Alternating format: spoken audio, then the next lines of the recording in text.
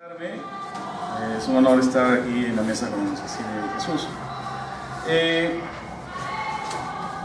Brevemente señalaré los objetivos del libro, ¿no? Para aquellos que no lo han revisado aún, no conocen el tema del libro.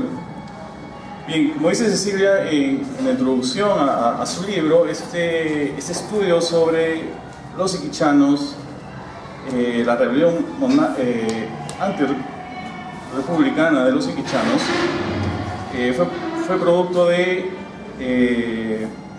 la violencia política en la década de los 80, ¿no?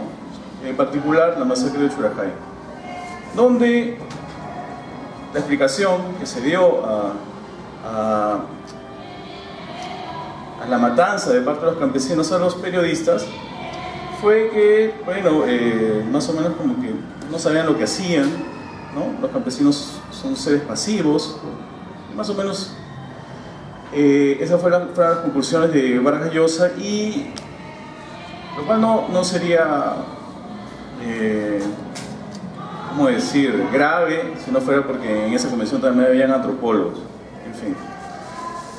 Bueno, entonces a partir de ese hecho y de esa visión que había sobre los campesinos, Cecilia entra a estudiar a los iquichanos, ¿no? Bueno, historias más, tiene más detalles, pero eso se encargará Cecilia de explicarlo, o lean la introducción. Pero bueno, entonces, a partir de ahí, o sea, ¿por qué es importante ese detalle?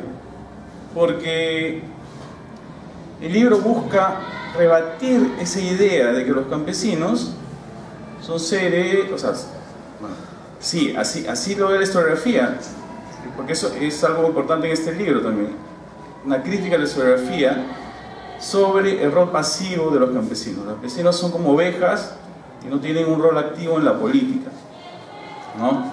Entonces, si ustedes revisan la historiografía, la nueva historia social de los 70s, la nueva y vieja historia social, ustedes van a ver que los movimientos campesinos, etcétera, son prepolíticos. Esa es una frase de Hoffman, si mal no recuerdo. Son prepolíticos. ¿Qué significa que son prepolíticos?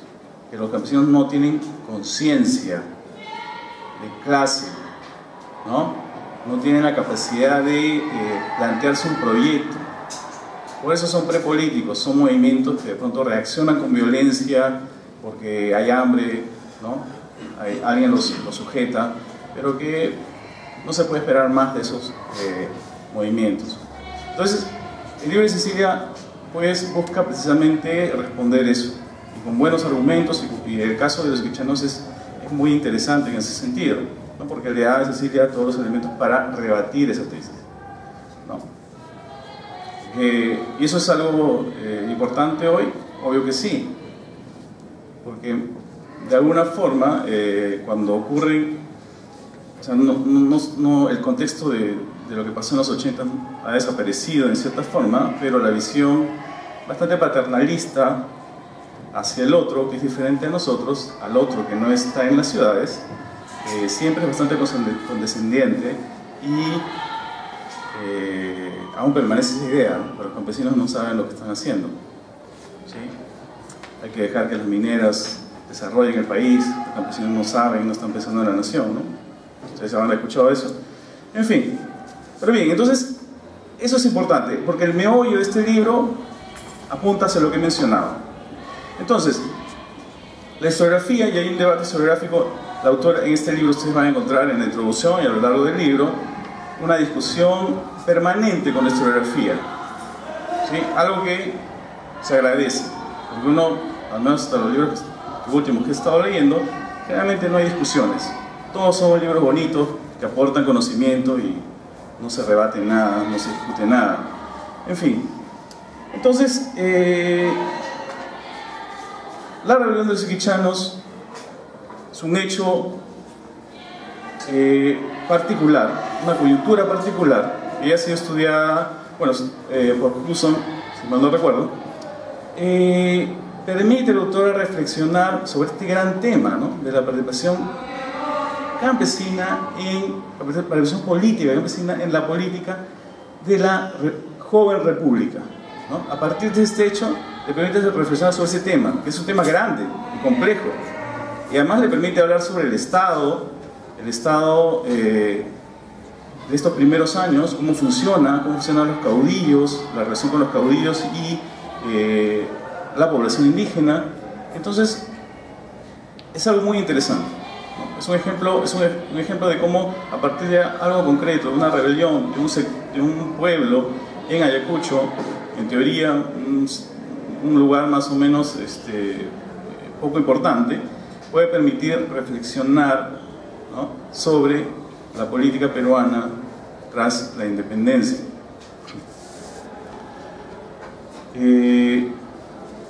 No le voy a contar, no voy a resumir el libro, no es el objeto de este conversatorio, pero más o menos por ahí va el argumento general. Ya Jesús seguro hablará de detalles. Lo que yo quiero resaltar, algunos temas para empezar, que me llaman la atención y que me parecen interesantes, es la importancia de este periodo que llama de crisis de independencia, que es de 1820 a 1826. ¿Por qué me parece interesante? ¿Por qué me parece importante?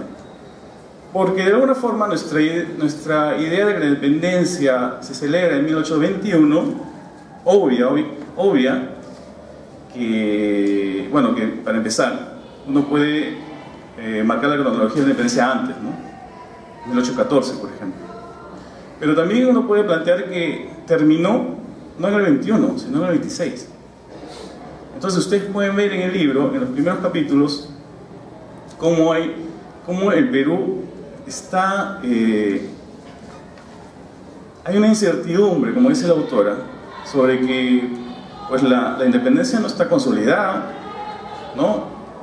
Puede suceder cualquier cosa, pueden venir los barcos del rey y bueno, y todo vuelve a la normalidad, ¿no? Hay una cita interesante que me dice, que encontré en la página 126, respecto a las batallas, ¿no? a la pelea entre los ejércitos patriota y realista, ¿no? Entonces, un general o un español al mando, un realista al mando en todo caso, diría, ¿no?, los enemigos son como extranjeros. Los supuestos patriotas básicamente son extranjeros, colombianos, ¿no? Y el ejército realista está conformado por peruanos, ¿no? Entonces, eso muestra lo complejo que es este periodo, y que me parece que este libro ayuda a recordarnos que es un periodo que debemos estudiar, ¿sí? Porque a veces la independencia la estudiamos en la coyuntura de la crisis de la monarquía hispana, y nos olvidamos que ahí es un periodo largo, y que cuando llega San Martín y llega Bolívar, pues no acaba todavía, ¿no? Ahí es una coyuntura muy importante, que, repito, el hecho de marcar como nuestra independencia en 1821 también nos hace olvidar que pues faltaban unos 5 años más todavía para que se consolide. Y precisamente la resistencia de los iquichanos muestra eso, ¿no? Muestra esta incertidumbre y explica por qué sucede, ¿no? También, porque todo es posible. Llega información de que todavía los españoles van a venir, hay resentimiento, un fuerte resentimiento contra Bolívar, ¿no?, que permite que se establezcan alianzas entre españoles capitulados y estos campesinos en Iquicha. Entonces, por eso me parece, para empezar por ahí, es un periodo que de pronto se abre y que la autora nos muestra como algo que debemos seguir investigando, porque lo importante de un libro siempre no solo son sus tesis principales, sino también las preguntas que plantea, los nuevos temas que abre, ¿no? En ese sentido este libro tiene varios. Entonces me parece que recuperar la importancia de este periodo, de 1820 a 1826, es uno de ellos, ¿sí?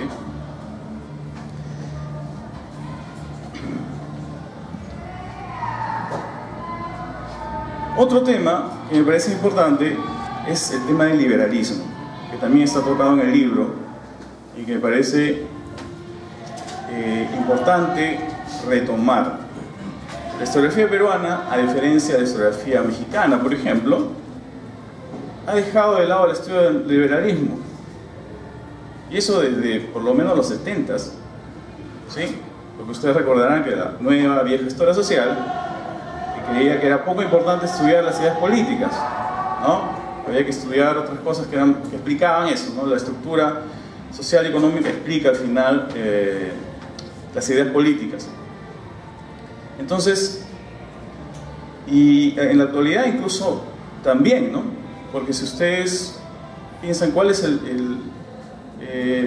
bueno, la autora menciona el texto de Gutenberg. El texto de Gutenberg habla de liberalismo para el liberalismo económico, que es librecambismo, ¿no?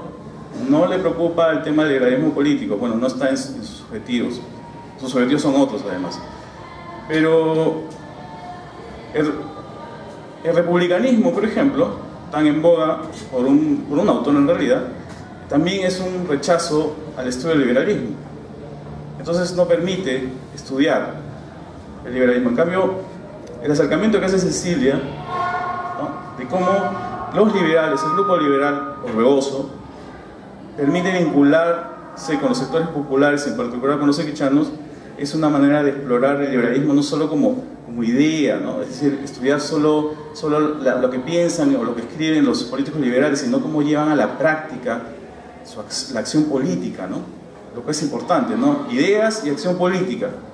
Es algo que la historiografía liberal peruana siempre había tenido, ¿no? Piensen en Porras Barrenechea, piensen a Rivera Serna, el cual me parece que puede ser un poco injusto con Rivera Serna, porque Rivera Serna, precisamente su libro clásico sobre las guerrillas, él en su introducción señala que él quiere estudiar a las guerrillas porque quiere plantear algo diferente, porque se ha estudiado la independencia en base a las ideas de la élite. Él quiere mostrar la participación popular, ¿no? Quiere además lo dice claramente, mostrar cómo la libertad caló en los sectores populares. Es decir, que lejos de ser las guerrillas, lejos de ser un grupo desordenado, sin ideas políticas, no, sí, tenían ideas políticas. Claro, Rivera Serna plantea esas ideas en un lenguaje es nacionalista, sí, pero me parece que él al menos plantea la idea de que los guerrilleros, que la población indígena es activa políticamente, ¿ya? Entonces, en ese sentido, Rivera Serna, bueno, y Basadre también, Basadre menos, pero en todo caso Rivera Serna me parece un claro ejemplo de ello, recupera eso a partir de una historiografía liberal. Y bueno, el tema del liberalismo, repito, es otro aspecto que Cecilia menciona y que también es un tema que hay que explotar, me parece que da para más, ¿no? Porque liberalismo, cuando uno habla de liberalismo, piensa rápidamente en el liberalismo económico y no piensa en el liberalismo político. Ese es el problema, ¿sí? Eso es un problema de Perú, de historiografía peruana, porque en México no hay ese problema, ¿no? Entonces hay liberalismo, se habla de un liberalismo popular, ¿no? A partir de la Constitución de Cádiz, etc. Bien. Lo cual aquí es una pregunta que le hago a Cecilia, no me queda claro, cuando hablas de las ideas políticas de los iquichanos, hablas del monarquismo, el catolicismo, sin embargo ahí no me queda claro después qué pasa en la República. Ahí siguen, bueno, de hecho que no siguen siendo monarquistas, pero son católicos, pero ¿qué pasa? ¿Asumen alguna idea liberal? ¿De qué forma? ¿O son totalmente prácticos y se acoplan a cualquier situación? Yo creo que no deben usar el lenguaje político, liberal y republicano como forma de gobierno, no otra cosa, para plantear sus demandas, ¿no? Para legitimarse, supongo, ¿no? Entonces, ahí no me queda claro el tema de las ideas ya en la República, ¿no? Y su vinculación con los políticos liberales. Esa es una pregunta. Otro tema importante es el tema del Estado, ¿no? El Estado, sí, claro, nosotros pensamos en 1820, 1850, es la época antes del guano, Y antes del guano no existe nada, está el desorden, ¿no? Esa es más o menos la idea que teníamos hasta hace relativamente poco tiempo, pero hay ya varios libros que nos plantean que hay otra cosa, que el caudillismo no nace en un vacío, ¿no? Construye instituciones, las ideas políticas son muy importantes, ¿no? Marcan un antes y después, y claro, la independencia, y es otro tema claro que queda en el texto de Cecilia. La independencia es un hecho político, pero que tiene un impacto social muy fuerte. Y los iquichanos son una muestra de ello, ¿no? Y de pronto resulta que los iquichanos que son conservadores, de pronto plantean en sus formas institucionales cosas bastante, entre comillas, modernas, para no ser anacrónico. Es decir, cuando habla de que los puestos en el gobierno de Uchiha-High, los puestos se reparten sin importar la etnia, ¿no? Más o menos eso, es decir, algo inconcebible en la colonia, discúlpame Fausto, colonia, inconcebible, ¿no? Y que de pronto también inconcebible en otros espacios en el Perú de la joven república, ¿no? Es decir, lo étnico todavía sigue siendo fuerte, pero aquí en Iquicha vemos que no. Y eso es posible debido a la independencia. Entonces aquí también Cecilia rebate pues esa idea de que la independencia no pasó nada, fue un cambio político, no pasó nada después. O sí hubo. Entonces, y eso es lo importante, repito nuevamente, del libro. Estaba hablando del Estado, ¿sí? Entonces, pese a que hay un desorden aparente, entre comillas, el Estado está formándose, ¿no? Lentamente, ¿no? En este desorden, paradójicamente. Lo cual también, y eso te pregunto Cecilia, lo cual me gustaría que lo explique mejor, porque la verdad es extraño, ¿no? O sea, ¿cómo se forma el Estado si hay desorden, ¿no? Al final, los iquichanos están creando esas instituciones solo para la guerra, ¿no? En tiempos de paz, ¿qué pasa? Y ese es otro tema. En tiempos de paz, ¿qué pasa con los iquichanos? Hay elecciones en Iquicha. ¿Cómo funcionan en tiempos de paz? Porque en tiempos de guerra, claro, se organizan, cobran los diezmos, ¿no? Se organizan para la guerra y lo hacen muy bien. Pero en tiempos de paz, ¿qué es lo que sucede? Y bueno, creo que esas es por lo pronto mis reflexiones, las reflexiones que a mí me surgen de la lectura del libro. Yo creo que Jesús seguro tendrá más que decir. Gracias.